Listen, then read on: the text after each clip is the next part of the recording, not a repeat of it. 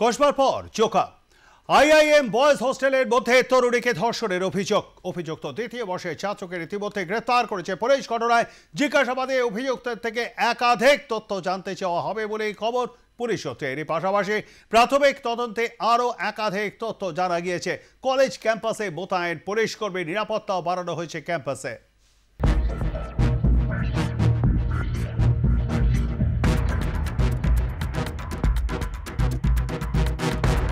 ঘটনাকে কেন্দ্র করে কিন্তু একাধিক প্রশ্ন উঠছে এবং কসবার পরে ফের একবার ধর্ষণের অভিযোগ এবং সেই ধর্ষণের অভিযুক্ত হচ্ছে পড়ুয়া।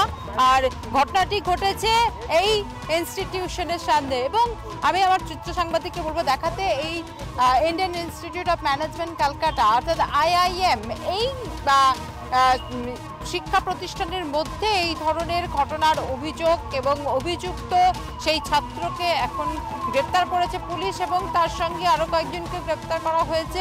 তার কারণ এই ঘটনার সঙ্গে মানে এই যে ঘটনার সঙ্গে যারা জড়িত তারা কিভাবে ভেতরে গেল, মেয়েটি বয়েজ হোস্টেলে কিভাবে ভেতরে গেল, তার কারণ দেখতেই পাওয়া যাচ্ছে যে সিকিউরিটি এখানে আছে সে তখন সিকিউরিটি ছিল না কেন, এই প্রশ্নগুলো কিন্তু উঠছে। কারণ এই রকম ধরনের একটা কড়া নিরাপত্তার মধ্যে যে সমস্ত ইনস্টিটিউশনগুলো আছে সেখানে সহজে কিন্তু ঢুকতে পারা যায় না।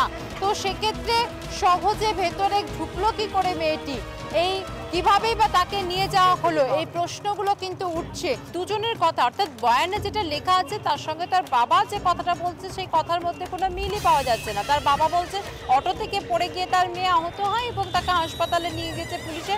সেখান থেকে তিনি জানতে পারেন তাকে তার মেয়ে ফোন করে 9:34 নাগাদ এবং তিনি স্পটে পৌঁছালে তিনি জানতে পারেন মেয়ের অ্যাক্সিডেন্ট হয়েছে অটো থেকে পড়ে গিয়ে এবং তারপরে মেয়েটিকে এসএস ক্যাম্পে নিয়ে যাওয়া হয়েছে চিকিৎসার জন্য। সেখানে মেয়েটিকে রাখা হয়েছিল এবং বাড়িতে এসেছে মেয়েটি তাকে জানিয়েছে নাকি তার অর্থাৎ নির্যাতিতা জানিয়েছে তার উপরে কোনো নির্যাতন হয়নি শারীরিক এবং তার সঙ্গে এইসব কোনো ঘটনা ঘটেনি। মেয়েটি বাবার কাছ থেকে লোকাতে চাইছে কিনা সম্পূর্ণ বিষয়টি সেটা নিয়েও একটা প্রশ্ন আছে।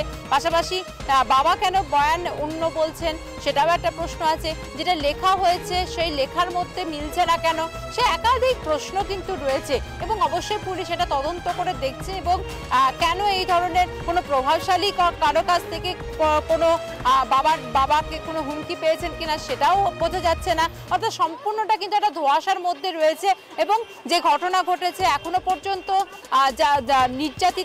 নির্যাতিতা তিনি বাড়িতে নিয়ে যাওয়া হয়েছে তাকে এমনটাই জানা যাচ্ছে এবং তিনি সারা রাত তিনি জেগেছিলেন তাই তার শরীর এখন খারাপ। অর্থাৎ পুলিশ তার সঙ্গে অবশ্যই কথা বলবে পরবর্তীকালে এবং যারা অভিযুক্ত তাদের সঙ্গে তো পুলিশ কথা বলছে কি ঘটনা ঘটেছিল। এত বড় একটা ইনস্টিটিউশন এবং সেই ইনস্টিটিউশনের গেট দেখো সবসময় দেখতেই পাওয়া যাচ্ছে নিরাপত্তা রক্ষী রাখা আছে এবং সেখানেই কিন্তু পড়াশোনার পাশাপাশি হস্টেল আছে বয়েজ হস্টেল এবং সেই বয়েজ হস্টেলের সামনে অবশ্যই সেখানে রেজিস্ট্রি করে এন্ট্রি নিতে হয়। সেক্ষেত্রে রেজিস্ট্রি হলো না কেন, নিরাপত্তা রক্ষী সমস্ত কিছু আগে থেকে কি আভাস পাননি, সমস্ত কিছুর মধ্যেই কিন্তু একটা ধোঁয়াশা একটা প্রশ্ন থেকেই যাচ্ছে। পরবর্তীকালে অবশ্যই সেগুলো জানা যাবে। কিন্তু শিক্ষা প্রতিষ্ঠানের মধ্যে এই ধরনের ঘটনা আবারও প্রশ্ন তুলছে যে একবার কসবাতে যেমন ঘটনা ঘটলো এর আগে, এখনো পর্যন্ত 1 মাসও হয়নি এই ঘটনা ঘটেছে কসবাতে, তারপরে আবার একটা শিক্ষা প্রতিষ্ঠানের মধ্যে এই ধরনের একটা অভিযোগ উঠছে। নিরাপত্তার প্রশ্ন তো অবশ্যই উঠছে। পাশাপাশি যে লিখিত অর্থাৎ পুলিশের কাছে যে বয়ান আছে মেয়েটির সেই বয়ানের সঙ্গে তার বাবার বয়ান মিলছে না, সমস্ত কিছুর মধ্যে একটা প্রশ্ন কিন্তু থেকে যাচ্ছে। অবশ্যই পুলিশ তদন্ত করে দেখছে সেই বিষয়টি এবং তদন্তের পরেই জানা যাবে প্রকৃত সত্য কি।